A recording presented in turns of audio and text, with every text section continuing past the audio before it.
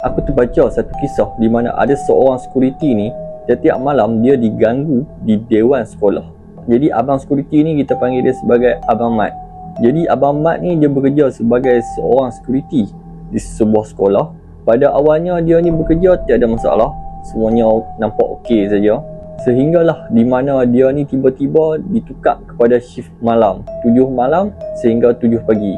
Jadi kat situ bermulalah sebuah kisah di mana Abang Mat ni mengalami mimpi ngeri untuk diri dia. Jadi mengikut security ni macam rutin dia biasalah, iaitu meronda di kawasan sekolah setiap jam.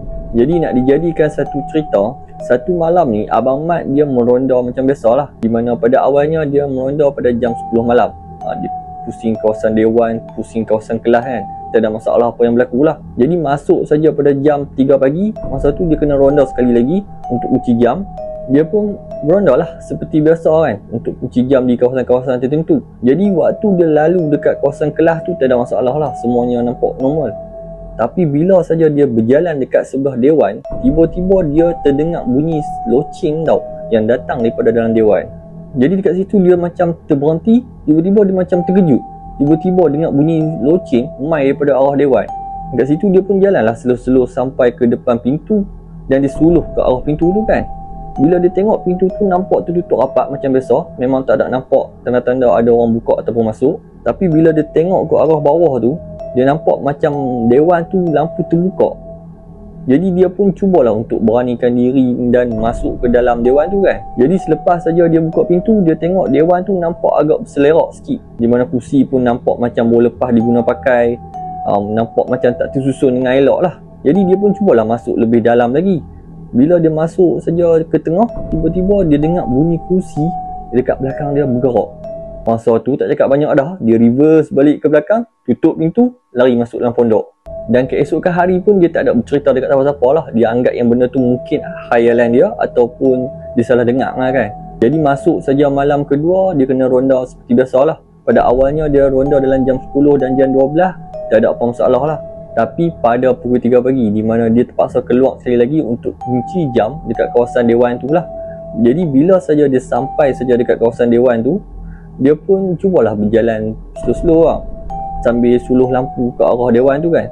Tiba-tiba sampai saja kat depan pintu tu, dia terdengar bunyi loceng sekali lagi yang datang daripada dalam dewan.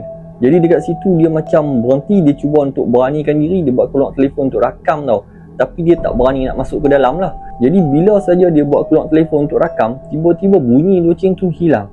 Jadi macam memang tak ada bukti lah mengatakan yang dia tu dengar bunyi loceng. Jadi masa tu dia macam pelik.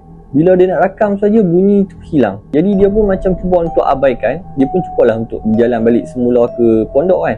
Dia patah balik, tiba-tiba loceng tu bunyi sekali lagi. Masa tu dia tak buat keluar telefon dah, dia jalan terus balik ke pondok lah. Jadi duduklah dalam pondok tu sampailah ke pagi. Jadi bila masuk saja waktu pagi, sampai saja security yang seorang lagi tu untuk sambung shift siang pula, dia pun cubalah bertanya, hang sebelum ni ada dengar bunyi apa-apa tak waktu hang meronda dekat tepi dewan? Jadi si laki tu pun orang lama, dia pun tanyalah, awak hang ada dengar bunyi apa-apa ke? Jadi si Abang Mat ni pun berceritalah yang dia lalu kat tepi dewan tu asyik dengar bunyi macam bunyi loceng. Tapi si security lama tu pun dia macam, alah biasalah, dia nak ganggu-ganggu, mungkin baru nak kenal-kenal dengan hang, macam nasihat orang lama lah, abaikan saja. Jadi dia pun cubalah untuk macam tak apalah macam tu kan, abaikanlah, lama-lama mungkinlah terbiasa.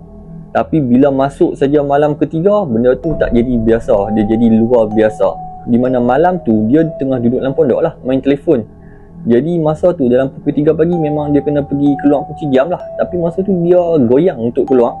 Dia pun cubalah untuk stay dalam pondok saja kan. Tapi tiba-tiba tepat saja pukul 3 pagi, sedang dia main telefon dalam pondok, walkie-talkie dia berbunyi. Tiba-tiba walkie-talkie dia bercakap yang macam, Bang Mat, tolong main tengok kat dewan kejap. Masa tu Abang Mat terkejut sakan lah. Tiba-tiba saja ada suara mai daripada walkie-talkie suruh tengok dewan sekejap. Pukul 3 pagi. Jadi masa tu dia pun macam memang cemas gila-gila lah. Memang dalam keadaan yang sangat-sangat takut.